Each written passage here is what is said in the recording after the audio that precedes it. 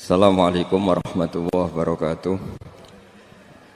Bismillahirrahmanirrahim. Nahmaduka ya ghafuru ya syakuru. Mashalli wa sallim barik ala sayyidina maulana Muhammadin wa ala alihi wa sahbihi asma'in nama ba'du. Pernah ada orang hartanya itu habis karena ngobati ibunya.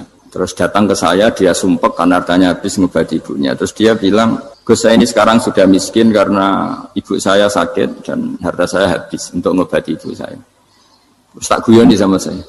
Kon kepen pinter apa kepen goblok? Kepen pinter Gus. Ingin pinter apa ingin goblok? Katanya ingin pinter. Kalau ingin pinter biasanya jangan gitu. Harta kamu itu masih di akhirat karena habis untuk ngobati ibu. Bayangkan kalau habis untuk maksiat itu habis betul. Terus dia mulai syukur.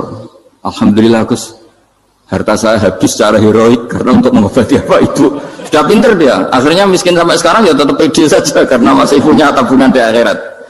Dan itu saya terinspirasi oleh ilmu juga. Jadi dulu Sayyidah Aisyah itu pernah nyimpan sepotong daging kambing, disimpan untuk dimakan beliau, karena beliau mau iftar ya, mau buka atau apa. Singkat cerita, karena bawaan keluarga Nabi itu sakhok, ada orang minta dikasihkan. Suatu saat akhirnya kan habis, terus Nabi tanya, yang daging tadi di mana? Habis. Terus Nabi cara menjelaskan itu indah sekali. Harta kamu itu baju yang kamu pakai nanti ya rusak, yang kamu makan nanti ya ke WC. Wa tasaddaqta fa abqaita. Memang di semua riwayat itu pakai dhamir mukhatab mudzakkar, meskipun asal-usul riwayat itu untuk Sayyidah Aisyah karena untuk umum. Yang kamu sedekahkan tuh yang masih. Kamu jangan bilang kamu sedekahkan tuh yang habis, yang kamu sedekahkan tuh yang masih. Misalnya saya punya uang 1 miliar misalnya. Terus pernah tak sedekahkan ke fakir miskin atau ke kiai atau ke pondok 100 juta. Itu yang mesti masih, karena kadung di luar kekuasaan kita. Kadung lillahi ta'ala. Justru yang masih itu yang potensi nanti untuk hal-hal yang kurang positif.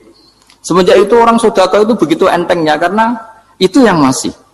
Ya tapi tentu sarannya yang tepat ya. Saya sekarang sering kampanye sedekah tepat. Karena misalnya sering saya itu didatangi orang kaya. Sudah dapat gratisan gerutu itu geremeng. Nah ini kita sudah pakai buminya Allah itu gratis, pakai airnya ya gratis, pakai oksigen ya gratis. Kok masih gerutu, itu sudah jadi hamba yang nggak bener itu. Dibayangkan kalau kita pakai oksigen bayar, pakai buminya bayar, pakai airnya bayar semua. Kayaknya kita tidak mampu membayar. Dan kita sama Allah hanya disuruh ikrar, disuruh sujud. Pentingnya ilmu satu bahwa itu akan menjadikan satu perilaku. Misalnya begini ya, dulu itu kiai-kiai Jawa zaman dulu itu berpatokan karena dulu pemerintahan Hindia Belanda, seorang lagi masih pemerintahan Hindia Belanda. Itu dalil yang sering diutarakan itu sebaik-baiknya umara itu yang datang ke ulama, terus sejelek-jeleknya ulama itu yang datang ke umara. Tapi semenjak pemerintahan Indonesia dan kemudian ditandai beberapa tokoh kayak Gus Wahid putra Kiai Hasyim jadi Menteri Agama, ada Gus Wahid putra Kiai Wahab juga jadi Menteri Agama, ada Kiai Fathur Rahman keluarga Mbah Maimun, keluarga Sarang juga pernah jadi Menteri Agama. Kemudian bersamaan dengan itu dibangunlah satu pegangan ilmu. Pegangan ilmu ini penting karena ini yang mengilhami semua orang Islam, terutama ya utamanya ulamanya. Ada seorang ustadz, seorang guru ngaji yang karena melihat rata-rata penguasa itu zalim ya, datang ke Harun Ar-Rasyid. Ini perlu disemak, datang ke Khalifatullah atau Amirul Mukminin Harun Ar-Rasyid. Karena beliau seorang raja tentu terduga lah, atau ya umumnya atau gimana lah istilahnya, itu ya rata-rata ya agak seenaknya namanya raja, namanya penguasa. Ini dalam pikiran ustadz itu tidak mesti dalam fakta. Kemudian si ustadz itu matur, ya Amirul Mukminin, inni nasihun lak famusyaddidun alaika fala tajidanna fi nafsika syai'an. Saya ini mau nasihati Anda, kemudian saya cara nasihati itu keras, tolong jangan dimasukkan hati. Dia bilang famusyaddidun alaika, saya nanti kalau nasihati itu keras sekali, tolong dimaklumi karena ini penting, karena Anda harus dinasihati secara keras. Tapi sebelum nasihat itu diutarakan, kata Harun Ar-Rasyid, karena beliau Bani Abbas dan beliau orang alim termasuk muridnya Imam Malik, kata Harun Ar-Rasyid, uskut, kamu diam Ustaz. Inna Allaha ta'ala arsala man huwa khairun minka ila man huwa syarrun minni wa ma'adhalika yaqulu Allahu ta'ala faqula lahu qawlan layyinan la'allahu yatadzakkaru aw yakhsha. Jadi ini sekaligus etika dan norma ya bagi semua dai di Indonesia dan semua kita. Wahai Ustadz kamu diam. Allah Ta'ala itu mutus orang yang lebih baik ketimbang kamu, yaitu Nabi Musa, ke orang yang lebih jelek ketimbang saya, yaitu ke Fir'aun. Itu saja harus pakai etika faqula lahu qawlan layyinan. Kamu harus ngomong yang halus. Jadi intinya ini Harun ar-Rasyid komplain. Kamu itu kalau jadi Ustadz kok ngaji kira-kira gitu. Jadi betapa baiknya orang dulu memahami Quran. Jadi Quran itu dibaca, kemudian kita mungkin baca terus jadi cerita, mungkin ada yang baca jadi perilaku, ada yang baca kemudian itu mengilhami, membentuk. Nah kira-kira itulah yang membentuk kiai-kiai alim di NU, di beberapa pesantren maupun orang-orang alim di luar NU. Asal apa ya, ngajinya dan bacanya seperti kita, pasti seperti itu. Karena cara berpikir tadi sudah. Jadi akhirnya si Ustadz tadi keluar dan minta maaf, anta a'lamu minni, ternyata engkau lebih alim ketimbang saya. Jadi kalimat famusyaddidun alika, saya akan keras cara memberi nasihat, itu yang diket, yang dipotong, yang dibatalkan atau yang diralat oleh Khalifatullah Harun ar-Rasyid. Yaitu dikatakan inna wa ta'ala arsala man huwa khairun minka ila man huwa syarrun minni. Yaitu Allah mengutus orang yang lebih baik ketimbang kamu, yaitu Nabi Musa, ke orang yang lebih jelek ketimbang saya, yaitu Fir'aun. Itu pun harus faqula lahu qawlan layyinan. Cara berdakwah harus dengan kata-kata yang halus, yang lembut, yang indah. Dan dengan kata-kata itu diharapkan la'allahu yatadzakkaru aw yakhsha. Semoga yang didakwai menjadi ingat. Sehingga dengan kemampuan ilmiah seperti ini menjadi pegangan bersama bahwa kita sebagai dai atau sebagai tetangga atau sebagai sama-sama warga Indonesia, bawaan kita memang harus faqula lahu qawlan layyinan la'allahu yatadzakkaru aw yakhsha. Kemudian dalam disiplin ilmu yang lain, halus itu tidak kuat. Angin itu ya halus, tapi kalau di manage itu jadi kekuatan yang dahsyat. Begitu juga air dan sebagainya. Sehingga tidak perlu khawatir terus kalau dakwah halus itu tidak punya efek yang signifikan. Tidak juga. Allah Ta'ala itu pengelola angin. Angin itu kekuatannya dahsyat. Sehingga Nabi Sulaiman dikasih kekuatan angin dan bisa terbang kemana-mana. Kemudian sekarang jadi teknologi yang banyak memanfaatkan angin. Mulai rem, mulai apa saja. Sehingga dari cerita saya ini kemudian terus kiai-kiai itu membentuk dakwah termasuk di ekonomi dengan cara yang rileks. Nah cara rileks itu satu tentu dimulai dengan ilmu. Misalnya begini, saya beri contoh. Ketika ada orang melafadzkan kalimat la ilaha illallah, tiada Tuhan selain Allah. Kemudian kalimat ini mungkin kalau orang NU baca itu rutin ya, karena kiainya kelamaan ya yang ikut sambil tidur ya. Kalau tahlil itu disebut kiai tertentu itu mesti yang belakang wah suwi itu kalau kiai itu lama itu. Nah kiainya juga karena jadi lakon ya kan lebih semangat karena pegang mic. Biasanya gitu di NU itu. Kalau khotib mesti semangat karena pegang mic, yang dengerin mesti ngantuk karena monoton gitu. Karena yang mendengerin sudah tahu pasti nyuruh baik meninggalkan yang jelek. Jadi ilmunya sudah disimpulkan dulu. Setiap yang tidur di masjid mesti tak tanya kenapa tidur. Ilmunya tidak ada perkembangan, Gus, nyuruh yang baik, meninggalkan yang jelek. Tapi kalau ilmunya agak ada perubahan kan dengar semua pasti nyuruh yang jelek, meninggalkan yang baik. Karena watak manusia itu agak-agak suka fitnah, itu suka geger. Tapi kalau monoton itu mesti enggak itu. Tapi yang menjadi pegangan kita, saya ulang lagi, itu ilmu dulu. Saya ulang lagi itu ilmu dulu. Saya berkali-kali menyontohkan, kalau ada orang kafir, orang yang tidak bersyahadat 70 tahun, kemudian dia bersyahadat sekali saja di akhir hayatnya. Itu kata Allah, qulil ladzina kafaru iyyantahu yughfar lahum ma qad salaf. Katakan ke mereka yang kafir, jika dia mau bersyahadat, itu masa lalunya diampuni semua. Sehingga kedahsyatan kalimat ini luar biasa. Orang yang kafir 70 tahun saja, barokahnya la ilaha illallah ini, dosanya bisa diampuni semua. Nah kemudian karena ilmu ini tidak begitu populer atau kurang dipopulerkan atau kita sendiri kurang menghayati, sehingga la ilaha illallah itu lebih dianalisis cara lafadz ini, pelafatannya ada sanadnya enggak ya gitu. Terus cara melafatkan bareng-bareng seperti itu ada tumpengan ini bid'ah enggak ya. Jadi pertanyaannya sudah tidak tentang keramatnya atau sakralnya atau fadilahnya la ilaha illallah, tapi sudah macam-macam. Wiridan cara seperti ini ada hadisnya enggak, legal enggak, terus ada sanadnya enggak. Jadi saya mohon semohon-mohonnya untuk teman-teman yang di Al-Iman itu harus ngaji ya. Ngaji itu nanti kamu tahu cara mandang sebuah ibadah atau perilaku atau apa sajalah tahu. Karena al-ilmu yurisul ahwal, ilmu itu bisa mengilhami cara pandang. Dulu yaitu saya ulang lagi, ketika zaman Hindia Belanda, karena pemerintahnya Hindia Belanda itu ulama-ulama keras sekali, sejelek-jeleknya ulama itu yang datang ke Umarok. Tapi setelah era Mbah Hashim, era sampai Mbah Maimun, itu mereka peduli sama Umarok, sama semuanya sama-sama warga Indonesia yang ingin melihat Indonesia yang lebih baik. Sehingga banyak, ya kakak saya sendiri pernah wakil bupati, terus putra Mbah Maimun wakil gubernur, ini teman saya Ki Hafid ya bupati. Semenjak itu terus, dan itu nggak lepas dari cara pandang. Yaitu cara pandang diantaranya adalah cerita tentang Nabi Musa yang Allah tetap peduli sama Fir'aun, sehingga tetap didakwai Nabi siapa? Musa. Dan posisi Musa datang bukan memanggil.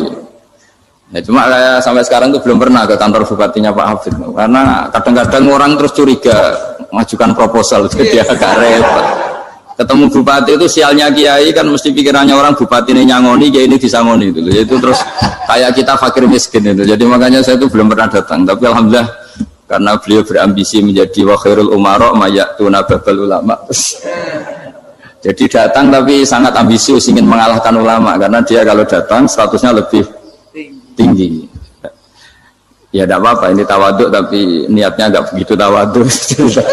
Jadi datang. Jadi saya sering ke Jakarta tapi ya tadi jarang ya. Biasanya ngajarkan waktu hanya pas saja, tidak kurang tidak lebih. Biasanya ngajar di pondoknya Pak Kures itu di Baitul Quran ya. Hanya ngajar santri-santri itu. Nah, jadi pemahaman Quran dulu itu kata Imam Ghazali itu membaca Quran itu membaca, bukan bercerita. Kalau kamu membaca seperti ini, kunta qori'an, kamu pembaca. Pembaca itu yang mengambil pelajaran. Tapi kalau kamu hanya cerita, itu namanya kunta hakian. Sebenarnya Anda tidak membaca Quran, tukang cerita. Misalnya tadi, cerita Nabi Musa datang ke Fir'aun. Itu kalau kamu hanya cerita, wah dulu itu ada orang namanya Fir'aun, didakwai Nabi yang namanya Musa. Ya ini namanya tukang cerita. Kalau kamu pembaca tidak gitu. Betapa baiknya Allah, orang sengawur Fir'aun saja inginnya Allah masih ingin diselamatkan dengan mengutus Nabi Musa kekasihnya. Itu namanya kunta qori'an, kamu pembaca betul, bukan kunta hakian, kamu tukang cerita. Begitu juga seterusnya tentang Quran, ayat-ayat seterusnya. Sehingga yang diharapkan dari pembacaan Quran itu memang kita sebagai ahli baca, ahli mu'tabir ya, ahli yang ngambil pelajaran, bukan tukang apa? Cerita. Sehingga dulu ketika Sayyidina Umar radhiyallahu anhu ketika membuka Baitul Maqdis atau Baitul Muqaddas dan diajak syukuran, pesta-pesta makan itu. Beliau enggak mau. Ketika ditanya kenapa engkau enggak mau? Alasannya itu langsung beliau baca Quran. Jadi saya punya sekian contoh. Saya ulang lagi, saya punya sekian contoh. Orang-orang dulu dengan Quran itu menyatu, bukan sekedar dihafal tapi menyatu. Sehingga bawaannya itu sudah Qurani, sudah Qurani. Saya beri contoh pertama Rasulullah SAW, nanti Umar kedua. Rasulullah itu pernah nggak makan sampai 3 hari. Terus ditanya oleh sahabat, lalu kekuatan engkau bisa hidup apa? Terus menghentikan al-aswadani, maksudnya itu tamar dan air, hanya makan kurma dan air. Tapi beliau tidak ketemu roti atau nggak ketemu nasi lah kalau orang Indonesia. Ketika hari ketiga dikasih makan oleh sahabat, dipotongkan kambing, kemudian baru makan 3 lukmah, kira-kira ya 3 asupan nasi, berhenti. Padahal sahabat yang lapar sama dengan Rasulullah itu membayangkan Nabi itu sampai kenyang, sampai apa. Tapi ketika ditanya, seperti ini pun nanti ada hisabnya. Walatus alunna yauma idzin anin naim. Jadi acara makan-makan gini itu nanti ada hisabnya. Nabi nangis. Akhirnya sahabat nggak jadi nerusin makan. Jadi ketakutan orang dulu sama ketika Sayyidina Umar dijak pesta ketika memenangkan Baitul Maqdis itu. Inna wa ta'ala ayyara qauman. Allah itu mengkritik sebuah komunitas kaum karena apa? Adhabtum thayyibatikum fi hayatikum dunya wastamta'tum biha. Kamu adalah orang-orang yang jatah nikmat kamu sudah kamu habiskan di dunia. Adhabtum itu kalian habiskan jatah kenikmatan kamu di dunia. Wastamta'tum biha, kamu di dunia sudah berpuas-puas. Maka jatah Anda sekarang di akhirat habis. Sehingga Sayyidina Umar enggak mau pesta-pesta karena takut jatah nikmatnya habis. Kata beliau terus astabqi thayyibati, akan saya sisakan sisi-sisi kebaikan saya supaya tidak habis. Corong Jawa itu aja dientek-entekno biar jatahnya masih.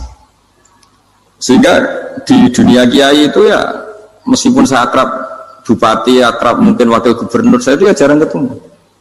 Karena kalau orang Jawa bawaannya ketemu ya makan-makan, guyon-guyon. Nak keterusan ras mlebu swarga.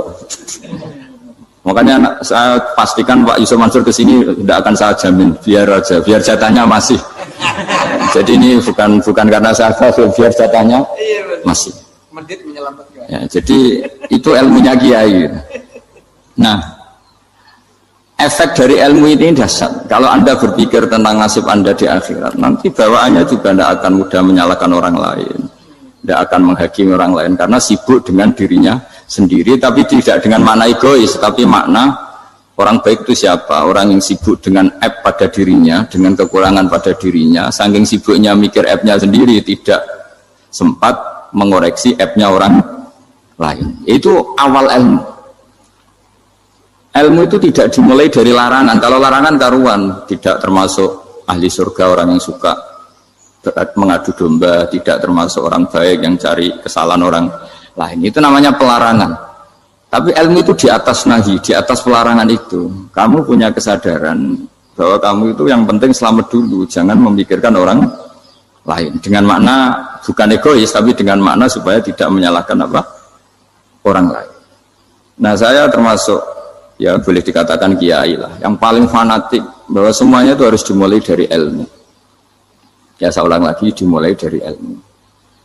Nah, dari sini kemudian saya berharap Indonesia menjadi damai, menjadi baik. Itu bukan karena kita baik-baik banget ya, tidak mungkin kita ada nabi, tapi karena sudah sibuk dengan memikirkan kesalahan diri sendiri. Sehingga misalnya kita baca Quran, Rabbana zalamna anfusana, lalu kita langsung ingat betapa hubungan kita dengan Allah itu harus ikrar dulu, merasa zalim dulu, merasa salah dulu.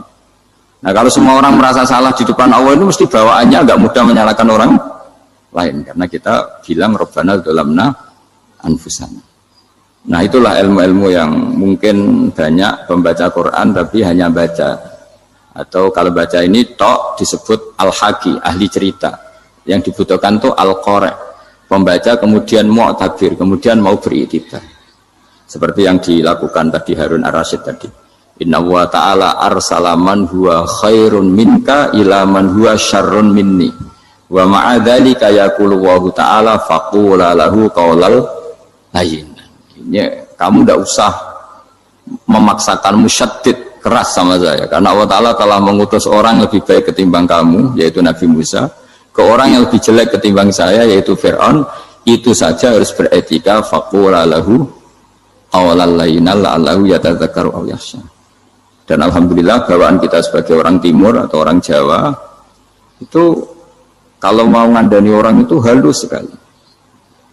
Di antara bentuk kehalusan kata-kata diceritakan di ayat lain ketika Nabi Musa ketemu Fir'aun. Dawuhnya begini, fakul apa itu yang di juz 30 yang juz 30 ini yang bagian dari, kan tadi hanya fakul lahu qaulal layyinan. Lahu qaulal layyinan itu bentuknya apa? Ya, bentuknya apa? Itu Nabi Musa disuruh ngendikan sama Fir'aun, apakah kamu mau saya nasihati? Fakul halaka ila antazakka. Halaka itu pilihan, hal itu istifham, laka itu otoritatif. Jadi betapa santonya kalimat itu, fakul halaka ila antazakka. Jadi kalau dimaknani model Pak Hafid, model saya ngaji di sarang itu, halaka onoto iku kedue siro, berhak bagi kamu, berhak bagi Anda, apakah Anda berhak loh mendapat nasihat supaya Anda jadi orang yang lebih baik. Halaka ila antazakka. Jadi tidak kalimat perintah, tapi kalimat pilihan. Apa engkau mau saya beri nasihat? Wahdiyaka ila rabbika fatakhsha. Dan saya beritahu kamu tentang Tuhan dan kemudian kamu menjadi orang yang baik, fatakhsha, orang yang punya khasyah, punya. Jadi kayak apa kalimatnya itu? Napa jenengan kersa? Itu kalau orang Jogja, orang-orang daerah-daerah yang berada. Ibu tamu itu kan ayo makan-makan, itu kan kayak tamunya itu kelaparan. Masa Pak Yusuf Mansur kelaparan? Tidak mungkin kan. Masa Ustaz terkenal kelaparan kan tidak mungkin itu. Monggo napa jenengan ngersakno. Karena bisa saja tamunya itu tidak kersa, mungkin karena darah tinggi, mungkin karena takut dianggap fakir miskin, macam-macam kan orang enggak. Itu kalimatnya itu halaka ila anta zakka. Kayak apa indahnya dakwah. Halaka ila anta zakka. Itu ada kata laka itu ya terserah jenengan mau enggak ya. Wa ahdiyaka ila rabbika fatakhsha. Nah, itu yang disebut membaca. Kunta qori'an lahakian. Anda benar-benar membaca Quran, bukan sekadar penceri. Nah, kemudian ini yang terakhir saya juga baru, sebenarnya saya itu nggak pernah bilang sanggup itu, tapi Pak Ustadz Zakaria itu GR terus. Sampai tadi pagi itu saya belum tahu kalau ada acara ini. Ya karena saya kiai, jadi kalau kiai itu kan ingatnya sama Allah aja. Kalau sama manusia itu rontok-rontok lali gitu. Itu bukan memaksa, ya memang lupa. Sejauh mana sih pentingnya manusia kan tidak penting cara ilmu tasawuf itu. Tapi karena ini titipan Rasulullah SAW terus menjadi penting kan. Dititipi umat kayak jenengan itu yang ya sudah ngaji ngatur kiai ribet itu. Kiainya biasa ngaji kan, kiainya yang ngatur santri ini enggak. Pak Yai ngaji tanggal ini jam ini. Itu kan mengabaikan semua aktivitas kiai. Padahal jam ini mungkin saya punya jam, mungkin jalan-jalan atau ngaji atau mutolaah atau munajat. Gara-gara Pak Zakaria ini kan terus Mas Tamam ini yang provokasi. Harus ngaji di jam ini, tema ini. Saya itu kalau ngaji ditentukan tema itu, ini memang saya agak keras di bab ini. Itu kayak ibarat gini loh. Saya ini dokter, kemudian ada orang yang sakitnya itu jantung, terus bilang ke saya, Pak dokter sembuhkan kukul saya. Wong penyakit ekstrimnya itu jantung, kok bila disembuhkan apa? Kukul. Kan gak penting, sembuh tidak sembuh, kukul itu kan gak penting. Jerawat itu. Kiai itu tahu kesalahan paling fatal manusia itu akidah. Tapi kadang-kadang mintanya ilmu yang tidak akidah, yang gak penting. Jadi kadang-kadang kiai itu ya digurui betul kalau di Indonesia. Misalnya ini tidak nyindir loh, memang marah betul loh kalau di bab-bab seperti ini. Tapi ini biar jadi ilmu masif, ilmu yang general. Saya ulang lagi ya, Anda jadi dokter, tahu pasien Anda ini penyakit jantung kronis atau sudah fatal lah sudah. Terus orang itu bilang, Pak Yai, itu Pak dokter, tolong obati kulit saya supaya tidak jerawatan. Kamu bilang ini orang aneh enggak? Aneh kan? Nah, kiai juga gitu. Saya sering itu ada orang mau haji gitu, Gus doain saya jadi haji mabrur. Pernah belajar haji Pak? Dereng. Mungkin enggak orang belum belajar nyupir terus kemudian minta didoain, Gus saya mau nyupir doain selamat. Nyupir aja enggak bisa kok minta doa selamat. Harusnya urutannya kan belajar dulu baru minta doa. Tapi kali ini aliman bener ngajaknya akidah dulu, ahli sunnah. Nah itu bener karena akidah itu hal yang prinsip memang harus. Kalau kebetulan enggak bener taruh visi betul. Untungnya kalau temanya bener.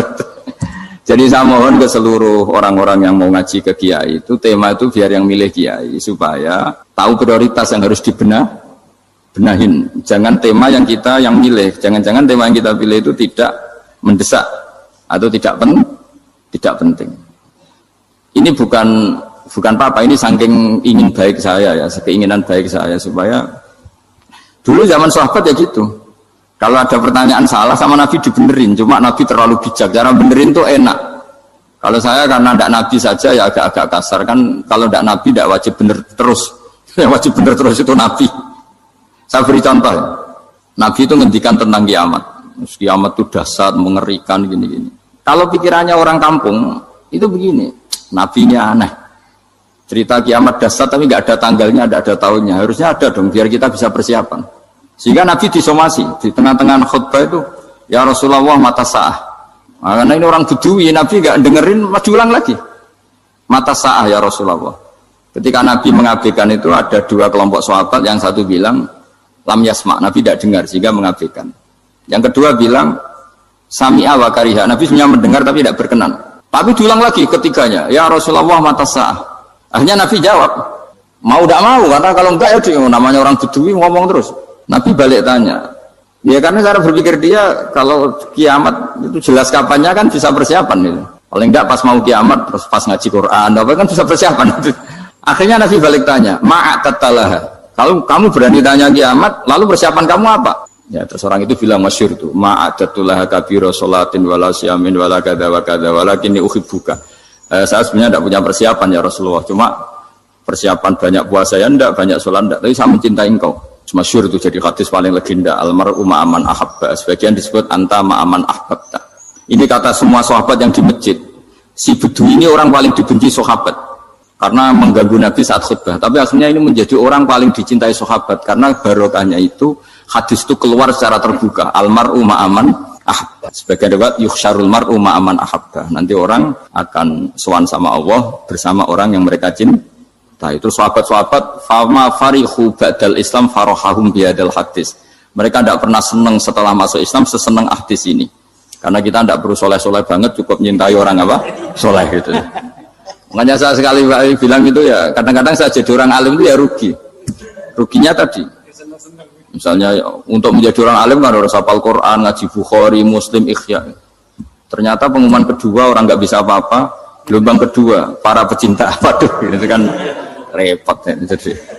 Jadi kita yang jadi orang alim susahnya bukan main, ternyata disaingi pengumuman kedua dan para pecintanya. Wah itu kan akhirnya ketemu orang-orang nggak jelas tadi itu. Nah itu ya termasuk farah dalam Islam, farhatul aibin. Jadi senang itu di Islam itu ibadah. Ya qul bi fadlillah wa bi rahmati fa bidzalika falyafrahu. Senang itu diperintahkan Allah. Saya tuh sering di kamar, kadang itu nyun sewu kayak gatelan gitu, apa itu. Ya agak kukur-kukur terus merengut saja malu. Malu saya itu dilihat Allah kok kayak agak ridho itu malu. Ya kayak tadi lah, kamu dikasih rumah gratis, kemudian pas yang ngasih datang kamu kelihatan cemberut, itu yang ngasih kan mangkel. Jadi dikasih gratis masih cemberut. Sama hubungan kita dengan Allah itu semuanya dikasih gratis.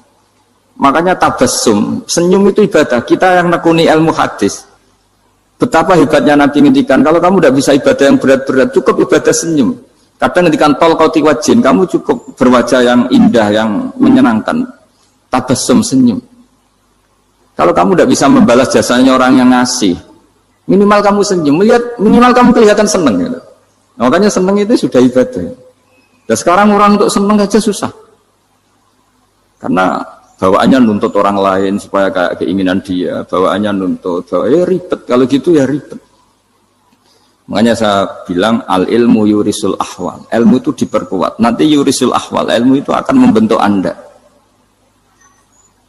Dulu beberapa raja itu ya mau luhur karena jadi raja, punya apa saja. Tapi punya penasihat ulama itu nasihat itu sederhana. Ada seorang raja tanya ke kiai, gimana dengan semua kerajaan saya? Wah, padahal dia punya apa saja. Jenengan miskin sekali, itu kerajaan seluas ini. Kok bisa aja? Terus ditanya sama si ulama tadi. Andaikan Anda di padang pasir, kemudian kalau tidak minum segelas air itu mati. Apakah Anda akan membeli segelas air ini dengan semua kerajaan Anda?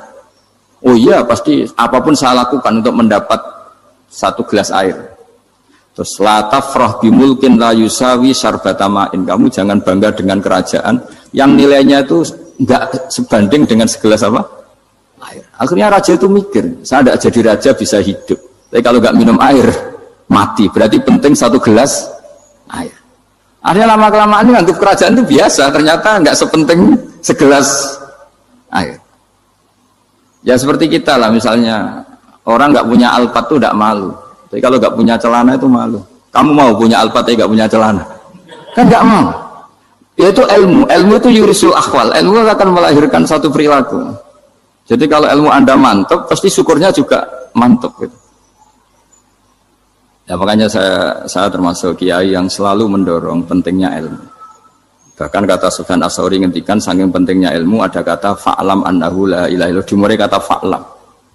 Dan saking pentingnya ilmu itu setiap nabi itu status permanennya itu hanya satu, mengajar.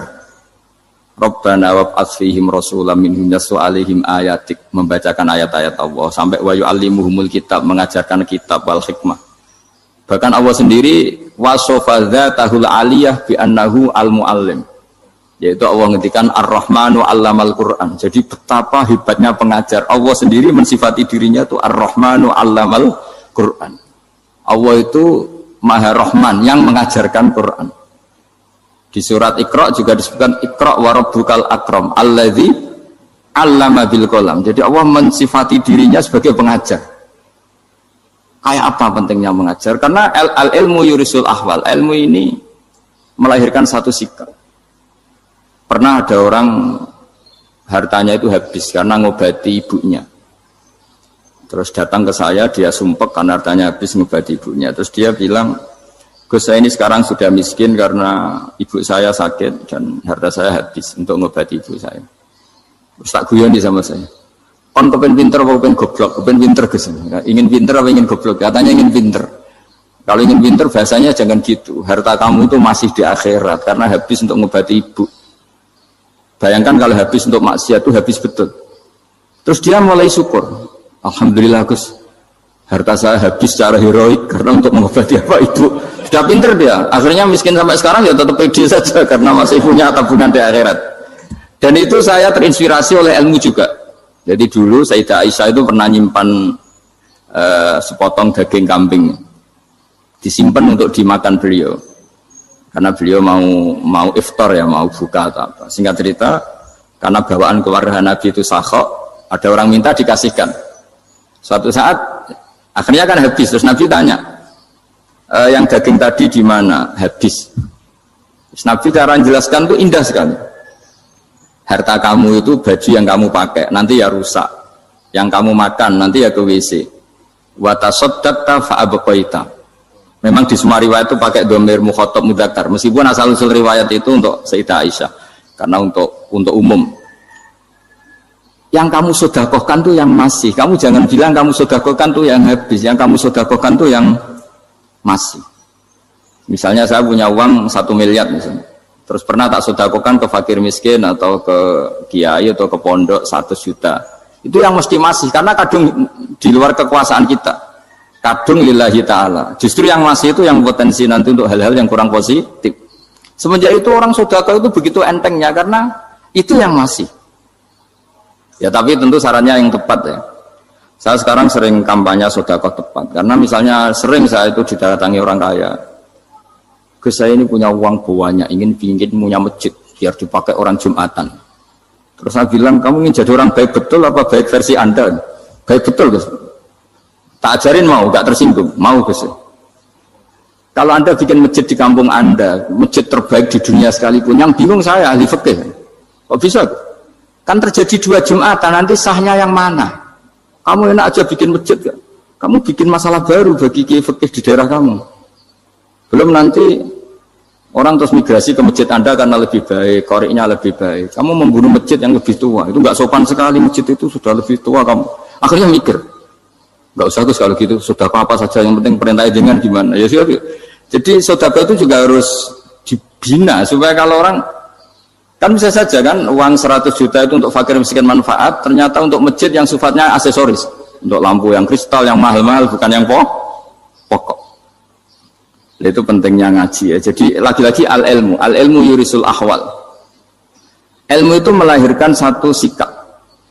Jadi ketika ada masjid baru, kalau orang nggak bisa ngaji fikih, wow ada masjid baru, masjid banyak. Tapi kalau yang ngaji fikih ngerti ini malah ada masalah baru karena ada ta'addud Jumatan. Gimana hukumnya 2 Jumatan dalam kondisi yang tidak mendesak. Makanya sekarang saya baru kampanye itu. Dulu itu kalau ada masjid banyak itu kan faktornya beda ormas, beda pemahaman atau agak jauh. Masih hukum sosial. Atau bawaan kondisi. Misalnya di dekat UGM itu ada masjid kampung pertama. Bawaan masjid karena ada kantor besar. Atau bawaan ada pabrik besar. Atau ada sekolahan besar. Nah, sekarang itu ada pertanyaan baru, ada masjid baru karena ada orang kaya ingin bikin masjid. Itu gimana itu hukum? Nah, tapi kalau orang nggak nekuni fikih itu ya langsung wah bagus untuk bangun masjid. Bagus piye gini sing kangelan memfikihkan tadi.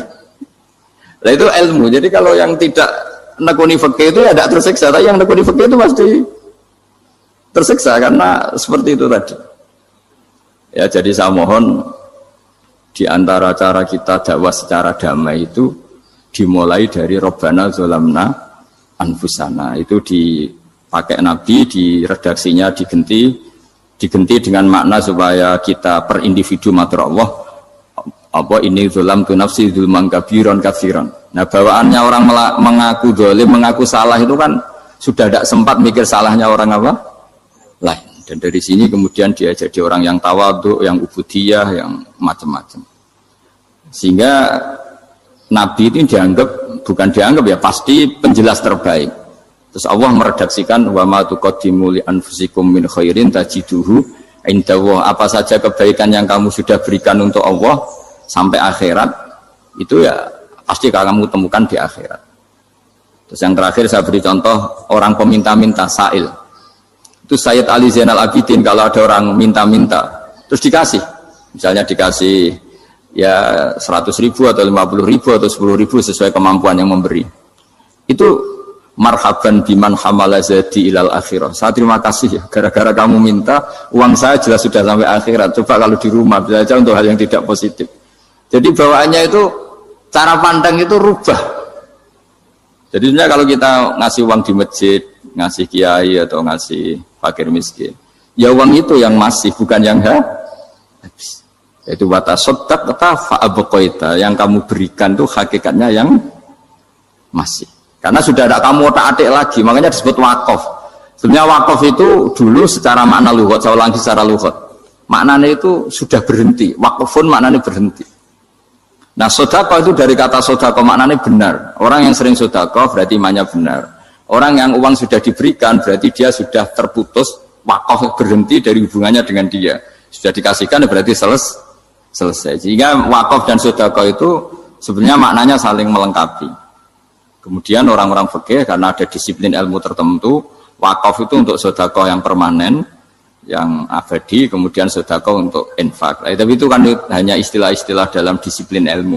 Sebetulnya kalau pakai ilmu yang umum, sedekah ya bisa disebut wakaf, wakaf ya bisa disebut apa? Sedekah. Karena maknanya sedekah itu wakaf. Wakaf itu apa? Qat'u raqabatil malik an hadal mal atau an mali. Hubungan pemilik harta ini terputus dari harta itu. Jadi misalnya saya sudah wakaf tanah ini ke masjid, sudah diterima. Buat saya kepikiran gadekan atau menjual sudah tidak bisa, sudah berhenti di situ saja hubungan saya dengan kepemilikan harta itu. Makanya disebut apa? Wakaf. Dan kalau saya wakaf berarti menunjukkan kebenaran iman saya karena sudah menafkahkan sebagian harta untuk Allah Taala. Disebut sodak. Makanya bahasa Arab itu gampang ya. Kalau sodalqoh, sodaqoh. Orang kalau bayar mahar disebut sodak karena menunjukkan cintanya. Teman yang setia disebut sodik karena ya benar dalam berteman. Abu Bakar disebut as-siddiq karena sangat membenarkan kanjeng Nabi dan seterusnya dan seterusnya.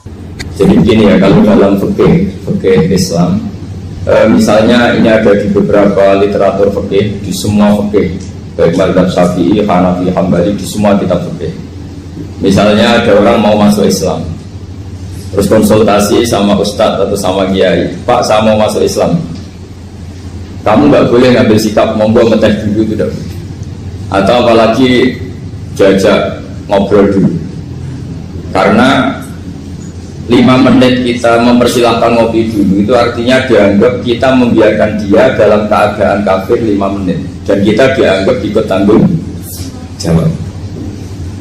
Sehingga di bab ada ulama yang ngebabkan itu sampai di bab murtad. Termasuk murtad adalah orang yang dimintai mensyahadatkan non muslim kemudian disuruh ngopi dulu atau enggak. Karena dianggap pembiaran sekian menit masih berstatus kafir. Jadi ibaratnya gini ya, kalau kita mungkin baru bapak-bapak baru pakai celana pendek terus ada orang kecelakaan di jalan, saya tak pakai baju dulu, nanti baru kamu saya selamatkan. Itu kan naif. Kalau begitu saja naif, apalagi orang yang kafir kemudian pas mau minta disyahadatkan kita bilang monggo mandi-mandi dulu, ngeteh-ngeteh dulu. Berarti ada pembiaran sekian menit, dia masih berstatus. Artinya begini, kalau dia saat itu kok dimatikan oleh Israel berarti mati dalam status kafir. Dan kita ikut tanggung jawab karena harusnya bisa Islam andai kan kita mensyahadatkan saat itu juga. Jadi itu bab-bab yang dianggap ekstrim dalam kutubil fikih, bab-bab fikih. Makanya dalam kitab fikih Saya berkali-kali ada non muslim mau bersyahadat ke saya, itu saya bilang ke santri-santri saya, saat itu juga harus kamu ajarin semua pakai bahasa Indonesia. Yang penting status kafirnya apa? Iya. Baru setelah itu ada hukum sosial ya, mungkin kita nawarin teh atau kopi atau apa. Makanya di sini dibabkan bab seseorang harus tergesa-gesa atau bercepat-cepat atau ngambil sikap bergegas untuk melakukan kebaikan. Terus ayat kedua yang dipakai Sayyidina bin Abi Salam itu begini. Ketika Allah mensifati orang munafik, status orang munafik itu apa? Wa idza qamu ila sholati qamu kusala. Mereka kalau dipanggil untuk sholat, dia berangkat tapi itu salah cara malas-malasan. Sehingga untuk menunjukkan kita loyal sama Allah itu ya paling tidak ada sikap di atas rata-rata. Makanya ada sa'i ya, lari-lari kecil, tawaf juga disunatkan ada lari-lari kecil, disebut ar-romal itu lari-lari kecil. Untuk menunjukkan bahwa kita loyal sama Allah itu tidak sak kobri cara Jawa. Nah itu dibabkan sendiri. Jadi beda antara tergesa-gesa sama ekspresi serius. Jadi musyawarah itu ya kira-kira kan nggak mungkin lah kita dipanggil rektor atau kiai atau orang tua kita terus jalan leha-leha itu kan tidak mungkin. Nah contoh yang diambil di sini begini. Ketika ada debat terbuka antara Fir'aun dan Musa, saya ulang lagi ya, ada debat terbuka antara Musa dan Fir'aun. Kan Nabi Musa datang ke Fir'aun. Lalu kata Fir'aun, ini asal-usul ayat ini saya terangkan sejarahnya. Kata Fir'aun, lalu kalau kamu tidak nuhankan saya, Tuhan kamu siapa? Terus kata Musa, Rabbus samawati wal ardi, yang nuhani langit dan bumi. Fir'aun masih berkelit. Kalau Tuhan di bumi, setahu saya kemana-mana yang dituhankan saya, kata Fir'aun. Ma'alim tulakum min ilahi ghairi. Terus Nabi Musa masih ngendikan, ya sudah Tuhan yang nuhani langit. Terus Fir'aun manggil Haman itu arsitekturnya Fir'aun. Ya Haman ibnili sorhal ali abduhul asbab samawati fa'atoliya ila ilahi Musa. Haman bangunkan kami piramida yang tinggi. Saya ingin melihat Tuhannya Musa. Musa akhirnya mikir, karena kalaupun Fir'aun bisa naik ke langit tetap tidak bisa melihat Tuhan. Kita tahu Tuhan nggak bisa dilihat. Kita yang mukmin aja tidak lihat, apalagi Fir'aun rivalnya. Akhirnya Musa ganti argumentasi, yaitu argumentasinya Musa, Rabbukum wa Rabbu abaikumul awwalin. Ini perlu diingat dan perlu saya sampaikan. Yang nuhani kamu dan yang menuhani leluhur kamu. Itu sangat memukul Fir'aun. Karena logikanya kalau Fir'aun itu Tuhan, berarti babanya dulu tanpa Tuhan. Ini ada Tuhan terlambat. Jadi kalau Fir'aun Tuhan, berarti banyak tanpa Tuhan, karena zaman era mbahnya belum ada Tuhan. Karena perdebatan itu banyak penggawa Fir'aun yang mukmin. Wah ini Fir'aun juga benar ini. Kalau dia Tuhan berarti babanya tambah Tuhan. Karena kalau iman itu akan diadili, akan dieksekusi, maka orang ini berstatus rajulun mu'minun min ali fir'auna yaktumu imanah. Maka di Quran diterangkan wa qala rajulun mu'minun min ali fir'auna yaktumu imanah. Ada seseorang yang iman tapi menyembunyikan iman. Lah orang ini selalu ikut rapat di rapat-rapat penting Fir'aun, termasuk rapat ketika Fir'aun dan para tentaranya memutuskan membunuh Musa. Karena dia ikut rapat dan eksekutornya besok disuruh menangkap Musa, orang ini malam itu juga nemuin Musa terus bilang innal mal ayat tamiruna bikal yaqtulu ka Musa. Rapat tadi malam memutuskan kamu besok dibunuh, maka kamu harus bergegas meninggalkan Mesir. Nah, dari kesimpulan itu, dari cerita itu kemudian diambil secara hukum fikih bahwa untuk menyelamatkan darah harus sasa, harus bergegas. Andai kan Musa itu kok sak kobre, sak sempate, maka keburu. Andai kan ini rojul ini tadi, orang tadi penasihat tadi kok sak kobre ya, maka berarti Musa terlanjur tertang. Jadi itu pentingnya ulama ya. Jadi cerita yang linier, cerita yang seakan-akan cerita di tangan ulama tetap menjadi al-ahkam al-fiqhiyah, menjadi ketentuan-ketentuan apa? Fikih. Jadi yang diambil di sini adalah lelaki tadi yang ikut rapat jadi bergegas menemui Musa, memberitahu kalau kamu besok mau dieksekusi, fakhrus, maka kamu harus secepatnya keluar dari Mesir untuk menyelamatkan diri. Terus oleh Sayyidina bin Abi Salam dibabkan bab harus tergesa-gesa menyelamatkan darahnya orang apa? Islam. Jadi ini penting saya sampaikan. Jadi al-qasas, ya, semua cerita di Quran itu tidak sebagai cerita, karena Quran tidak ingin melahirkan pendongeng, tapi harus menjadi ibrah, menjadi teladan. Jadi makanya terus di kitab-kitab ulumul Quran diterangkan al-qasas, ya, beberapa cerita di Quran adalah semuanya menjadi ketentuan fikih. Saya ulang lagi ya, semua cerita yang ada di Quran itu menjadi ketentuan fikih, meskipun alurnya apa? Cerita. Kayak tadi kan alurnya cerita bahwa lelaki ini bergegas nemui Musa supaya Musa cepat keluar dari Mesir. Terus dibabkan babul musaroah ila musifik. Saya teruskan. Wa kama la ra'ayna ma yaqtulu musliman law tabtu alaihi la qatalahu fal musaroah ila takrisihi min wajibatun. Idlaisal unatu mahmudatan fi kulli syai'in falaha mawatin tuhmatu fiha wa mawatin tutammu fiha wa kadzalika al-musara'a wal lain wal dhulta wa ghairuhuma. Terus cara berpikir ulama, saya pernah baca dalam satu sejarah ulama besar namanya Sufyan Ats-Tsauri. Sufyan Ats-Tsauri itu menjadi wali itu gara-gara kalau sholat di masjid itu beliau datang sebelum azan. Saya ulang lagi, beliau datang sebelum adzan. Ditanya, kenapa kalau kamu datang sebelum adzan? Saya ini gak ingin jadi hamba yang buruk. Hamba yang buruk atau pembantu yang buruk adalah setempe untuk dipanggil. Misalnya kita tahu majikan kita pasti manggil jam 7. Kemudian jam 7 itu Anda masih ngopi, masih tata-tata, itu kan tidak menghormati majikan. Harusnya kamu setempe di jam yang saat itu pasti majikan Anda memanggil. Kata beliau, saya tidak ingin seperti pembantu yang buruk, datang nunggu apa? Dipanggil. Jadi itu ada beberapa spirit ya, atau inspirasi dari aturan-aturan mahabbah. Sebab itu ketika Allah kritik orang munafik, wa idza qamu ila sholati qamu kusala, ketika dipanggil sholat mereka datang bermalas-malasan. Karena tidak ada cintanya sama Allah, maka datang berlambat-lambat. Nah, berarti kalau ekspresi cinta mengharuskan kita datang bercepat. Makanya dalam istilah lain di Quran ini termasuk balaghatul Quran. Di juz 25 itu istilah menuju Allah itu fafirru ilallah. Kita tahu firar itu maknanya lari apa jalan biasa? Lari. Jadi untuk mengekspresikan mahabbah kita, kangen kita pada Allah, cara bahasa Arab isak kita, berontok kita sama Allah, tidak diistilahkan jalan tapi fafirru ilallah, harus bergegas berjalan. Begitu seterusnya. Maka kalau ada orang Islam terus, ini konsekuensi hukum. Ada non-muslim minta, Pak Bah, saya tolong ajarkan syahadat.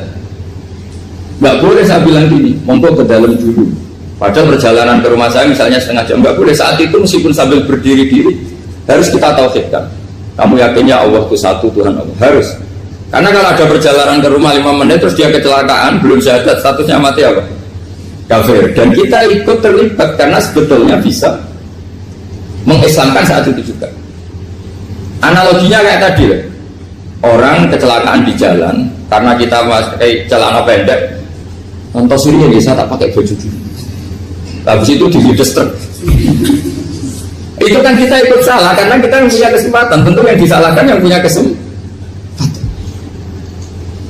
Karena merubah status dari potensi kelides truk menjadi sama sekali gak potensi kelides truk dengan kita inggirkan, meskipun kita dalam keadaan tidak ideal. Sama. Orang kafir yang mau masuk Islam itu umumnya kiai kan kadang sebagian disuruh mandi dulu, itu salah sebetulnya. Itu salah sekali, sangat salah. Apalagi nunggu seremonial di masjid, tunggal tokoh-tokoh itu bujutnya salah. Itu gak cuma salah, bujutnya salah. Jadi salah yang akut. Itu salah besar. Kalau seremonial monggo, tapi kalau mengislamkannya harus saat itu. Apalagi ya seremonial seminggu lagi nunggu tokoh terkenal, nunggu di syuting dulu, wah itu perilaku show, itu bukan mengislamkan itu. Makanya kita kadang itu, kita yang sebagai peneliti fikih itu kadang itu enggak sreg gitu. Masa mau Islam nunggu di masjid dulu, di syuting dan tokoh-tokoh, itu salah. Itu sama dia kamu lihat orang kecelakaan mau menyelamatkan, ada wartawan enggak ya? Minta di syuting dulu, setengah mati. Jadi kita normal saja dalam Islam, sesuatu yang mendesak, yang emergensi ya perlakuannya harus cepat. Sehingga dibabkan faslun fil musaroah ila nusifid fitima. Jadi ada beberapa contoh di Quran memang aturannya seperti itu. Makanya semua redaksi Quran tentang menuju Allah diredakseno fafirru ilah. Makanya di tawaf ada ekspresi romal, jalan agak cepat. Di sa'i juga ada momen-momen kita harus romal, berjalan cepat. Di beberapa aturan juga seperti itu. Ya saya ulang lagi, di beberapa aturan Islam juga seperti itu. Nah sekarang efek di hukum haji. Saya banyak baca literatur haji. Haji dalam aturan Islam itu wujuban tarafiyan, wajib yang tidak langsung mendesak. Kemudian semenjak ada fakta kita harus nunggu, daftar tunggu, itu kita sebagai ahli fikih itu gampang. Misalnya gini, saya umur 20 punya uang, sekarang berapa daftar? 25 juta ya. Saya umur 20 punya uang 25 juta. Saya jomblo misalnya, ya butuh nikah, ya butuh macam-macam. Itu wajib daftar haji apa enggak? Karena kalaupun daftar nunggu 20 tahun. Nah sekarang kalau ada orang umur 50 tahun punya uang 25 juta, menurut Anda wajib daftar saat itu apa enggak? Daftar saja bisa game gitu. Jadi kalau misalnya umur 50 ditambah 25 kan 75. Itu kalau orang sumpah sudah tetap mati gitu. Maka itu menjadi pertanyaan, apakah fikih ini kita rubah? Karena dulu kan orang itu longgar semua. Karena haji zaman Nabi pun tidak langsung dilakukan saat pertama diwajibkannya haji. Jadi Nabi punya sisi unik. Pertama ada tahun diwajibkannya haji, Nabi tidak langsung haji. Sebab itu ulama berkesimpulan kalau wajibnya haji tidak langsung. Maka fikih itu memang unik. Sholat juga gitu. Ada istilah begini dalam sholat. Watajibus sholat ala kulli muslimin wujuban muwassa'an. Di semua kitab fikih takbirnya seperti itu redaksinya. Wajib sholat dilakukan orang Islam wujuban muwassa'an, wajib yang ada longgarnya. Sehingga ketika zuhur jam 12 WIB kita dengar azan, boleh sholat setengah 1, jam 1, setengah 2, jam 2. Karena memang wujuban muwassa'an, memang ada batas akhir waktu misalnya sampai setengah 3. Nah problemnya begini, misalnya setengah 1 Anda pasti dipanggil majikan kamu yang diharuskan melakukan satu aktivitas, misalnya Anda pilot, yang nggak mungkin sholat lagi di kokpit. Apakah status wujuban muwassa'an, wajib yang longgar menjadi hilang karena setelah itu tidak ada kesempatan lagi sholat? Apa tetap kita sebagai ahli Islam yang agak balelo tapi alim, misalnya ya sudah tetap jadi pilot, nanti kan ada aturannya sendiri, ada rukhsahnya sendiri, ada kemurahan sendiri, kita sudah jadi pilot. Misalnya sholat tanpa harus menghadap kiblat, sholat yang tetap di perjalanan. Kira-kira Anda kalau jadi ahli fikih milih mana? Milih harus sholat di depan, apa tetap memberi kelonggaran? Gak apa-apa sholat sambil apa? Nyuper sambil pilotin apa pesawat. Anda milih mana? Karena kalau konstitusi ilmu itu memang harus ada, dengan tanda kutip ya, memang harus ada nakalnya. Kalau nggak nakal malah gak sah. Memang unik ilmu itu. Karena ilmu itu kalau dipaksakan lurus terus, itu nanti malah bengkok karena menghilangkan rukhsahnya Allah, kemurahan Allah. Tapi kalau dipaksakan rukhsah terus, murah terus, nanti dianggap menyepelekan hukumnya Allah.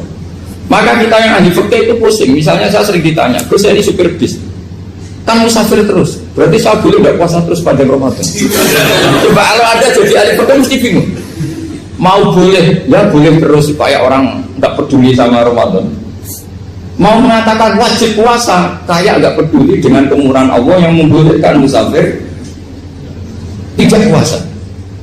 Coba loh, Anda jangan jadi ekstremis yang misalnya bantah kok protes toh, ini kan. Jadi memang mengkaji ilmu itu. Ya makanya dengan tanda kutip itu harus ada nakal. Tapi nakal yang baik bukan nakal. Nakal itu kalau bahasa Jawa itu kan tidak harus dosa. Seperti anak kecil, menek-menek itu, tuh bocah kok nakal. Padahal anak kecil menek itu haram dah. Enggak kan? Malah orang tuanya yang bentak itu yang haram. Yang nakal betul ya ibunya yang bentak cerewet itu, karena ibunya orang yang sudah mukallaf, sudah tua, salah langkah yaitu bentak. Kalau anaknya naik meja itu ya sebetulnya bahasanya tidak nakal, lucu. Oh jelas pinter coba bisa munggah meja, harusnya diapresiasi. Tapi rata-rata itu semua nakal mencapai gelas. Coba malah boe malah mencapai tabungan. Bapaknya marah tukang nguras tabungan. Sebetulnya senakal-nakalnya anak kecil itu nakal orang tuanya, itu pasti.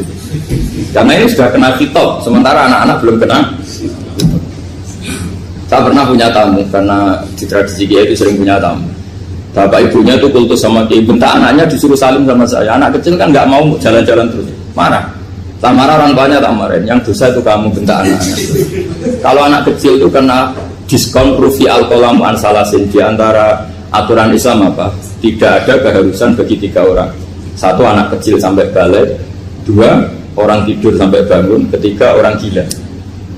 Artinya anak kamu itu tidak kena kitab untuk sopan sama kamu. Kamu yang kena kitab baru sopan sama anak-anak. Dan ini ada Jawa itu kadang keliru. Jadi orang tua itu marah-marah memaksakan anaknya sopan. Padahal Allah memberi diskon anak kecil itu belum wajib sopan. Gak apa-apa ada tamu naik-naik asal masih anak kecil. Makanya Rasulullah ketika beliau sholat sujud itu Hasan Husain itu naik.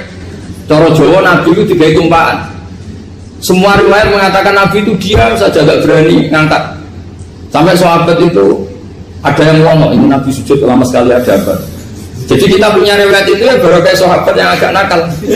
Semuanya itu sujud, tapi bareng di atas rata-rata ada sahabat yang belakang ngomong, siapa tuh ini sujudnya kok lama? Barokahnya itu ditemukan riwayat, oh ono putune. Karena Hasan itu naik di atas punggungnya apa? Nabi itu kan tidak ada yang ngomong, riwayat ini tidak ditemukan. Barokahnya ada yang ngomong itu mungkin. Kalau sekarang mungkin semua masjid ngomong, karena orang sekarang jarang yang khusyuk. Kalau dulu hanya 1 yang di belakang. Setelah itu Nabi memberi penjelasan, saya tadi sebetulnya harus mengakhiri sujud saya sesuai aturan umum, tapi ada cucu saya tak biarkan sampai dia puas naik punggung saya, sehingga dia turun baru saya naik. Filosofinya apa? Begini, anak kecil 1 tidak kena kitab, 2 jangan sampai sholat itu jadi problem. Kalau Nabi minta Hasan membentak, putul mau bayar sholat kok diganggu, maka sholat menjadi trauma. Gara-gara sholat bahasa bentak saya. Lama-lama anak ini trauma dengan sholat karena dianggap problem. Makanya saya termasuk kiai nggak berpendapat anak kecil nggak boleh di masjid. Sering kan anak kecil di masjid, ayo khutbah rame. Saya termasuk setuju tetap boleh. Kalau dibentak di masjid, maka dia trauma dengan masjid. Bangsa ke masjid dibentak. Lagi pula kadang-kadang orang tuh gaya-gayanan dok. Wah, rame orang khutbah rame nih. Padahal kalau nggak diramein anak-anak malah udah tidur. Kita kan tidak bisa menjamin kalau perilaku kita lebih baik gitu. Mendingan kan anak-anak main di masjid timbang di karaoke kan. Jadi kan, ya ini maksudnya saya, ini fikih ya. Fikih itu wilayahnya, makanya jadi ahli fikih itu susah-susah gampang. Jadi kan jangan hanya berpikir protes dengan ketentuan fikih, mengkaji yang sebanyak-banyaknya. Itu tadi, misalnya Anda seorang supir permanen, supir bis bersama. Kalau truk kan bisa lihat-lihat, kalau bis kan apa ada deadline-nya ya waktu. Seperti bis jurusan Surabaya Semarang, saya kan sering naik bis jurusan Surabaya Semarang. Kadang-kadang supirnya melihat saya tanya, bisa ini supir? Saya ini Ramadan itu gimana ini? Ya saya sudah ngerti setengah nakal, dan senengnya dijawab rasa poso ya saya tahu. Tapi masalahnya secara fikih kalau kamu mengharapkan kamu harus puasa terus, kamu melanggar konstitusi ilmu. Memang musafir punya diskon, boleh tidak puasa. Pertanyaannya bayarnya kapan? Mau Syawal ya nyupir lagi, Jum'at ya nyupir lagi, nanti sampai Ramadan ya. Dan terus ya pas kamu cuti, biasanya cutinya pas sakit, boleh diskon lagi karena sakit. Coba. Nah, andai kan Anda jadi ahli fikih milik zaman. Lu kalau orangnya soleh terus kayak ustadz-ustadz di sini kayak dosen UI kan, masa dosen UI Universitas Islam nggak Islami kan nggak mungkin. Mungkin memilih poso kan. Masalahnya ini kan hukum untuk orang kebanyakan, nggak boleh hukum musuh gak kuat. Sahur jam 3:30 ngambil vitamin pokoknya harus kuat. Itu tidak hukum, itu saran. Hukum itu beda dengan saran. Hukum itu hanya berbicara musafir itu boleh stop. Kalau saran memang boleh, ya usahakan kamu makan 3:30 pas fit nyupir. Terus kalau nyupir selesai jam 10 nanti istirahat. Memangnya majikan bisa ngatur jamnya? Itu fikih. Maka menjadi perdebatan yang namanya pergi itu apa? Menurut Imam Syafi'i pergi itu ya dari rumahnya ke tempat yang asing yang tidak wilayahnya namanya pergi. Menurut Imam Ahmad bin Hanbal enggak. Pergi itu tidak kerja. Jadi orang yang supir yang seperti itu namanya tidak pergi tapi kerja. Tanyakan ke publik, misalnya jenengan ke UI, istri kamu atau suami kamu ditanya, istri kamu kemana? Kira-kira jawabnya bilang pergi jalan-jalan atau bilang kerja? Kerja. Makanya kata Imam Ahmad bin Hanbal, mudi musafar atau orang yang berprofesi, yang profesinya memang harus pergi kayak traveling atau supir, maka itu namanya tidak pergi, namanya itu kerja. Karena apa? Sekali distatuskan pergi, maka ikut status yang dikatakan Allah dan Rasul dapat diskon, boleh tidak puasa. Maka terus kita debat tentang definisi. Nah, definisi ini penting karena yang menjadikan hukum rubah itu definisi. Misalnya gini, Mbak ini ngaji saya. Statusnya kalau pakai status saya ajnabi, orang lain Bapak ajnabiyah, maka hukumnya saya melihat Bapak ini haram karena statusnya ajnabi melihat ajnabiyah yang tidak mahram. Tapi kalau di fikih itu ada statusnya. Antara lelaki boleh muwajahah sama perempuan adalah satu untuk belajar, dua untuk muamalah, tiga untuk kesaksian, empat untuk pengobatan. Itu kan ada pengecualian-pengecualian. Sehingga statusnya sekarang Mbak itu belajar, apa ingin melihat Gus Bah atau Gus Bah itu mengajar atau ingin melihat itu statusnya bisa rubah. Makanya kalau sebetulnya kalau kita marung di warung misalnya Padang, kita nggak pilah-pilah, kebetulan pelayannya perempuan itu masih bisa dipilah secara fikih. Saya muamalah marung, cuma kebetulan penjaganya. Tapi masalah Pak ini punya daftar penjaga yang cantik, masalah. Maka pertanyaannya itu marung ke situ demi marung, apa demi melihat? Tidak jawab saja. Demi marung apa demi melihat? Kalau demi marung sepakat yang penjaga yang sangar-sangar juga banyak. Ayahnya kalau demi makan, penjaga yang cowok kan banyak. Kalau demi melihat, berarti yang dihitung kan niatnya. Berarti karena muamalah apa karena melihat? Melihat. Itu status. Jadi makanya kalau mudi musafar itu namanya orang pergi atau orang kerja? Orang kerja. Maka menurut pikirannya Imam Ahmad bin Hanbal seperti itu harus puasa. Karena dia adalah pekerja, bukan musafir. Lalu dalam masalah jumlah 3 hari misalnya. Kalau dalam fikih kita, nggak saya kenapa ngomong fikih terus ya, karena banyak yang melupakan fikih. Jenengan pergi haji, zaman Nabi haji itu jamak dan qashar terus. Padahal hajinya Nabi itu, haji itu minimal kan berapa hari minimal itu? 9, 10, 11, 12. Sebenarnya haji itu minimal hanya 4 hari. Karena 13 Dzulhijjah bisa nafar apa? Awal. Kalau nafar awal berarti nggak ada kewajiban nafar sani. Berarti yang wajib betul kan 9, tanggal 9 wukuf di Arafah, terus 10 biasanya ifadah sama balang jumroh apa? Akobah, terus 11, 12 itu kan sudah boleh cabut karena apa? Nafar apa? Awal. Berarti nggak usah nafar apa? Sani. Berarti hanya berapa? 4. Tapi Nabi haji di Mekah Madinah itu sampai 40 hari karena perjalanan. Pertanyaannya, ketika Nabi menjamak dan mengqashar itu cara Imam Syafi'i lis-safar. Karena Nabi orang Madinah datang ke Mekah dengan jarak 460 kilo, maka Nabi boleh jamak dan qashar. Jadi pikiran Imam Syafi'i, jamaknya Nabi itu lis-safar karena pergi. Cara pikiran Imam Malik enggak, jamaknya Nabi itu linusuk. Nabi menjamak sholat itu karena melakukan ibadah haji. Efeknya adalah orang Mekah kalau haji itu cara Imam Malik meskipun jaraknya dekat boleh apa? Boleh apa? Qashar, boleh jamak qashar. Lalu terus ada pertanyaan fikih lagi. Lalu jamak qashar itu karena pergi apa karena masyaqqah? Karena repot. Coba kalau sampai kira-kira jawab. Misalnya kita orang kaya bawa uang 1 miliar, naiknya Alphard, ada supirnya, ada ajudannya, pergi di jarak 100 kilo. Masyarakatnya kan tidak ada sama sekali, apalagi di tol kebetulan nggak macet. Kira-kira boleh jamak nggak? Boleh, Gus, karena pergi, tapi kan nggak ada repotnya sama sekali.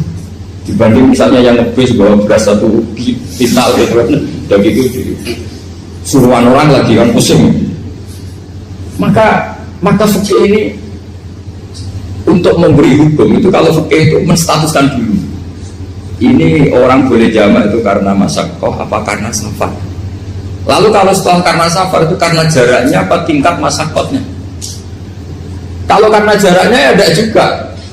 Tidak juga gini maksudnya. Mungkin Anda tidak pernah terpikir begini. Kalau saya mau ke Jakarta, kemudian sampai Purworejo itu sudah waktu zuhur. Saya boleh nggak zuhur di situ sama saya? Boleh kan? Padahal perjalanan saya belum capek. Artinya nunggu boleh jamak itu setelah kita menempuh jarak itu apa menuju, sedang menuju dan niat. Sedang menuju dan niat. Misalnya saya mau ke Jakarta, saya orang Sleman mau ke Jakarta, itu sampai mana itu Magelang itu sudah boleh jamak kan? Boleh kan? Boleh karena saya mau ke. Nah pertanyaan secara fikih mungkin ada tidak terlintas. Ternyata ditelepon sama istrinya nggak jadi pergi. Padahal sholatnya kadung di jamak zuhur dan asar. Apakah setelah di rumah sholat lagi? Tapi nggak pernah mikir gitu. Jadi orang fikih itu sudah pusing, makanya jangan diprotes terus. Kita ini sudah pusing. Ya orang itu enak aja protes terus. Nggak perlu dilingat nanti wajib sholat lagi enggak? Dia bolehnya jamak kan berdasar berstatus musafir. Ternyata selama Magelang ditelepon istrinya nggak jadi. Dia kadang sholat zuhur dan asar. Setelah pulang masih jam 1. Terus ada asar, wah sholat. Kalau ada sholat lagi apa enggak? Jangan saran. Kalau saran, wah sebaiknya sholat lagi. Itu tidak hukum, itu saran itu namanya. Saran dengan hukum beda. Sholat lagi beda. Ketika ada jabah itu berdasar malas atau berdasar hukum? Apa? Nah kalau anda sholat lagi, pertanyaannya gini, Allah itu tidak punya tradisi mewajibkan 2 kali. Pertanyaan pentingnya mesti gitu. Dan saat anda di Magelang menjamak itu melakukan sesuatu yang disahkan oleh agama. Berarti pas anda jamak zuhur asar, sesuatu pas melakukan itu kan berstatus sah dan boleh. Meskipun setelah itu ada masalah, istri kamu nelpon terus pulang. Tapi pas itu kan sudah dinyatakan oleh malaikat sah, anda sudah zuhur dan asar. Kalau melihat itu tidak wajib mengulang. Tapi bisa saja malaikat ada yang usir. Itu sah karena anda berstatus musafir. Berhubung status anda hilang, maka poin anda sudah sholat juga hilang. Kamu milih fikih yang mana? Jadi peneliti fikih itu beda dengan orang-orang yang mendengarin protes. Beda karena nekuni itu beda karena ada konsekuensinya. Makanya fikih itu sampai saya punya kitab fikih itu dikarang satu orang itu jumlahnya 20 jilid, per jilid itu segini. Jadi satu meja ini dikarang satu orang. Itu mulai yang presisi, yang detail sampai yang khayal. Yang khayal juga ada. Yang khayal itu tadi beliau banyak mengkhayalkan gini, suatu saat anda datang ke Mekah itu hanya butuh waktu 20 menit. Zaman itu belum ada pesawat. Lalu budak jamak, budak nakal itu begini. Sama orang kaya punya jet pribadi, misalnya ada Ronaldo masuk Islam, orang kaya itu bisa nggak puasa karena begini, misalnya dia orang, contohnya orang Arab jangan orang. Dan contohnya itu dibalik saja. Di sini itu kalau imsak jam berapa juga? Imsak Ramadan jam berapa? 3:30 aja biar aman ya. Kalau 3:30 kan masih imsak. Dia terbang ke Mekah. Jadi orang sini puasa jam 5 kan mulai puasa, dia terbang ke Mekah kan masih malam. Makan terus dia. Mekah mau ada matahari, terbang lagi ke barat. Karena dia menghindari berstatus puasa. Atau sebaliknya, dia orang Mekah jam 12 puasa, 12 siang puasa. Dia, wah kalau 6 jam lagi buka, bisa baratnya saya. Terbang ke Indonesia. Ke Indonesia terbang baru 1 jam, di sini sudah buka. Itu khayal. Jadi ini ada khayalnya. Itu lama dulu sebelum ada pesawat sudah mengkhayal gitu. Bolehkah orang yang di Masyrik ke Maghrib demi itu? Kalau anda jadi Raja Salman jam 1 kok sudah nggak kuat apa? Puasa, itu diberi saran terbang ke Indonesia. Itu kalau pakai jet kan nggak sampai 9 jam, 1 jam ke Jakarta. Sudah ada wow Akbar. Juga boleh nggak? Lo mau kamu tidak bilang, oh nggak boleh. Wong di Jakarta sudah bisa sih. Masa sudah matahari terbenam orangnya nggak boleh? Bukan. Lah ya. Apa? Kalau resikonya gini, sampean mungkin nggak mikir, resikonya gini, kalau dia berstatus musafir, bolehnya buka karena musafir, pertanyaannya dia wajib bayar. Kan musafir bolehnya kodok nanti harus bayar, tapi kalau dia buka normal kan bayar, beda, efek pakainya beda. Sama jangan protes, Gus Baik gimana, mau ngaji malah tidak senang. Ini kan ngajinya para dosen, para pegawai, jadi harusnya itu jadi mufti, ngaji untuk jadi mufti, bukan ngaji untuk mendengarkan. Jadi makanya saya mohon jangan sering protes sama ulama sudah pusing. Karena efek-efek hukum itu tidak gampang. Kayak tadi misalnya, kalau dia boleh buka atas nama musafir, resikonya wajib bayar. Masalahnya Raja Salman ini mau enggak ya? Dia inginnya. Maka pertanyaannya itu kitab yang milik saya tadi yang 20 jilid tadi. Ulama itu mulai dulu sudah membayangkan bagaimana kalau suatu saat ada satu kendaraan. Kenapa ulama bisa membayangkan itu? Karena ada buruk. Meskipun mereka nggak numpak buruk hanya Rasulullah, tapi kan bisa membayangkan ada toyul waktu. Waktu itu bisa dilipat. Karena ulama dulu ahli astronomi, jadi bumi itu bulatnya gini, muternya gini. Berarti suatu saat ada satu ilmu di mana orang ambil satu posisi terus melewati toyul waktu, ngalami lintasan waktu. Mulai dulu itu sudah dibicarakan. Pertanyaannya lalu status orang ini kayak apa? Misalnya tadi orang Mekah ingin cepat buka terbang ke Indonesia. Orang Indonesia menghindari imsak, misalnya 3:30, dia belum sahur. Wah kalau saya di Indonesia ini sifatnya sahur. Wah saya tak terbang ke Mekah. Mungkin akan terbang di Mekah ternyata masih jam 8. Wah bisa makan sepuasnya jam 8 malam, artinya jam 20. Kan enak ya. Barwarek balik ke Indonesia terus jam 1 siang. Jam 1 siang kalau ini cepat buka terbang ke timur. Langsung buka. Berarti dia kira-kira masa aja 3 jam. Tapi terus ya mungkin kalau sampai tahu kok sudah repot-repot mau tinggal dulu buat sinetron untuk buka diri. Itu tidak hukum, saran itu namanya apa? Kalau hukum tetap tadi yang dikatakan puasa adalah imsak, mulai jam imsak sampai ghurubus. Lalu pertanyaannya lagi, ghurubus samsi sampai imsak itu konversi jam apa nyata-nyata ghurubus samsi? Kalau di yang dilewati khatul istiwa, katul istiwa itu nyata, fi'lan, kalau dalam bahasa Arab fi'lan awaqiyah. Tapi kalau Anda orang kutub, saya sering kirim-kiriman surat sama mufti-mufti yang ada di Timur Tengah, di Eropa, konsultasi maksudnya. Orang kutub itu kan tidak ada matahari, tidak ada apa-apa. Jika kalau Anda baca kitab di kutub, mesti Gus Bek ajaran pembohong. Misalnya orang kutub ngaji saya, kamu harus subuh sebelum matahari terbit. Sekali matahari terbit, waktunya hilang. Zuhur setelah matahari agak ke barat. Asar kalau matahari terbenam, hilang waktunya. Terus mereka bisa bilang, mataharinya di mana? Maka pertanyaannya, boleh gak mengkonversi waktu untuk orang kutub? Jadi misalnya pola umum subuh jam 4:30, berarti antara subuh dan qadha itu 1,5 jam. Subuh sama zuhur polanya berapa berarti? Kalau 4:30 sampai jam 12 itu 6 sama 7,5. Berarti ya kira-kira habis subuh nunggu 7,5 jam baru zuhur, nunggu 3 jam baru asar, nunggu 3 jam baru maghrib. Berarti waktu puasa kira-kira antara jam 4 sampai jam 6. Berarti berapa jam itu? 12 sama 2 14 jam. Oke, berarti orang kutub harus puasa 14 jam. Tidak bergantung waktu mata. Tapi ada lagi pertanyaan lucunya gini, lalu 14 jam itu dimulai dari mana? Apa asal 14 jam? Apa harus ada konsensus setarnya? Masih ada PR lagi. Menurut kamu gimana?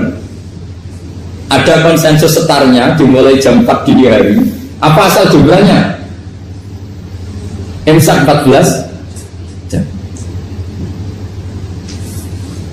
Mikir lagi ya. Itu di Denmark itu ada satu musim di mana siang terus sampai sekian bulan. Siang terus sampai orang sana itu capek. Kenapa ada siang terus? Logikanya kan tadi bumi itu belajar juga belajar belajar astronomi.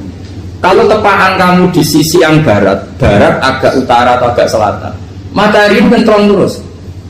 Sehingga bunuh ulama ya kamu kesentron terus karena kita ini kan tepaan di katulis istiwa, di khotul istiwa. Sebenarnya katulis istiwa itu bahasa Arab dari kata khotul istiwa, khotun itu garis, istiwa itu tengah.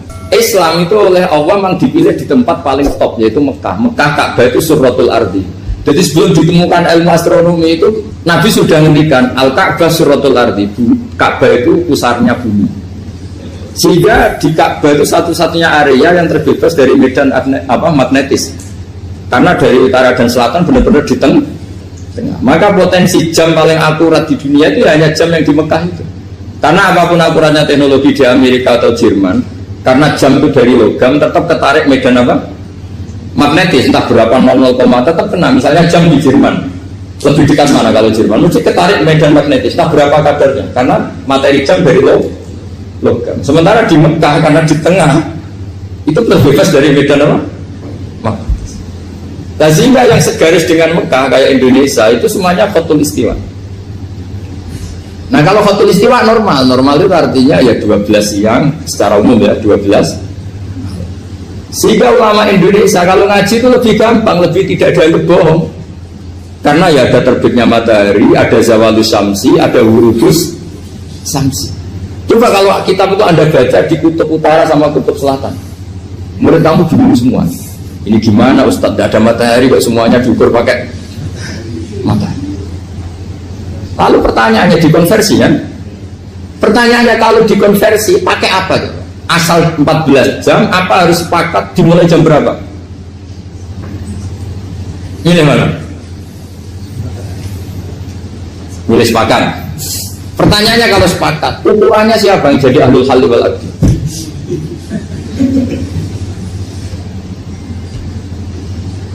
Jadi orang suka itu sudah bingung, makanya saya mohon jangan sering diprotes.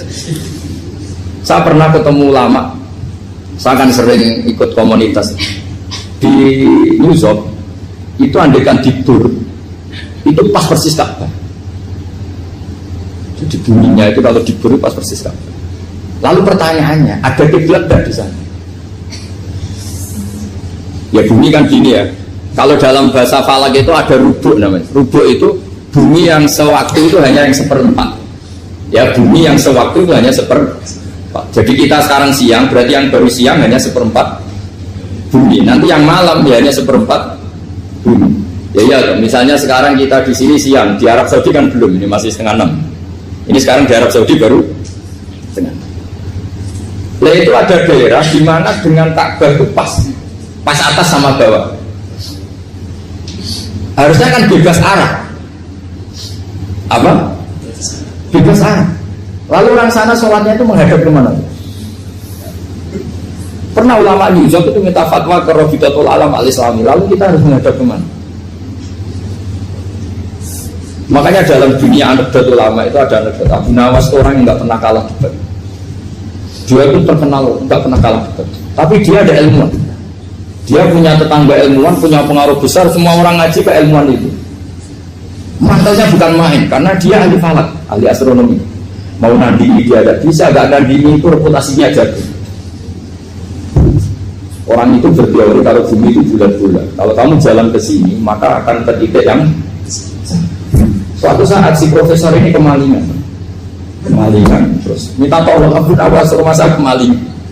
Terus lari kemana malingnya? Ke timur. Setelah ke timur, larinya ke timur. Abu Nawas lari ke barat. Lari ke barat. Terus ditanya, sudah tak bilangin malingnya lari ke timur kok kamu lari ke barat? Nanti ketemu di titik yang sama. Sementara itu profesornya mantel. Oh kamu nyibir. Artinya Abu Nawas gak terima. Teori anda itu gak bisa. Secara keilmuan benar, tapi secara faktual gak boleh. Berarti kalau ada orang ngejar istrinya lari ke timur, dia harus tetap ke barat. Nanti ketemu di titik yang sama. Jadi malingnya tuh lari ke timur, Abu Nawas ngejar ke barat.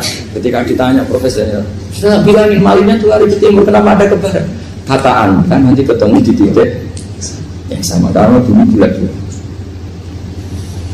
Nah pertanyaannya gini, lalu kalau yang segaris itu ada arah enggak? Kayak Yusuf tadi, menurut kamu tetap berkiblat apa enggak usah? Loh kalau yang rubuk jelas, Mungkin kalau rubuh begini misalnya begini, terus kamu di sini sama sini kan masih ada arah, tapi kalau sini sama sini masih bisa bergerak. Sama nggak usah protes, orang fikih sudah pusing, nggak usah diprotes, karena yang dipikir itu macam-macam. Nah ya makanya ini mengkaji ya, saya mohon ya kayak tadi ini mengkaji, saya mohon saya cukupkan sekian. Sementing apa ya, kita ada respeknya lah sama ulama. Jadi ulama itu susah, mikirnya susah, harus tanggung jawab di depan Allah, di dunia diprotes terus. Ini mungkin yang bawa kitab ikutnya halaman 293 ya. Itu yang mungkin nanti bisa dikopi sama yang nggak punya tag. Yang nggak punya tag mengkopi sama yang punya. Di sini diantaranya itu ada bab faslun fi dzikri rajul manaqiba nafsi. Bab seseorang boleh menyebut kelebihannya sendiri, asal niatnya tidak riya. Di sini dicontohkan. Tadi Bapak siapa namanya? Samsul. Pak Samsul ya. Di sini diceritakan ketika mau masa paceklik, saya ulang lagi masa paceklik, itu Nabi Yusuf karena merasa amanah dan merasa punya kemampuan mengelola ketahanan pangan, beliau bilang ke rajanya, qala ij'alni ala khazainil ardi inni hafizun alim. Raja, jadikan kami pengatur ketahanan pangan karena ini hafizun alimnya dan saya terpercaya. Hanya Nabi Yusuf seorang nabi tentu panutan, beliau menonjolkan kemampuannya itu boleh asal untuk kemaslahatan. Misalnya ada orang Islam sakit atau kiai sakit dengan dokter, bilang saja saya dokter biasa yang nangani. Itu boleh karena motivasi Anda dalam menyelamatkan Pak Kiai tadi atau orang yang sakit, bukan motivasi Anda adalah hadun nafsi, kalau dalam bahasa keinginan apa? Pribadi.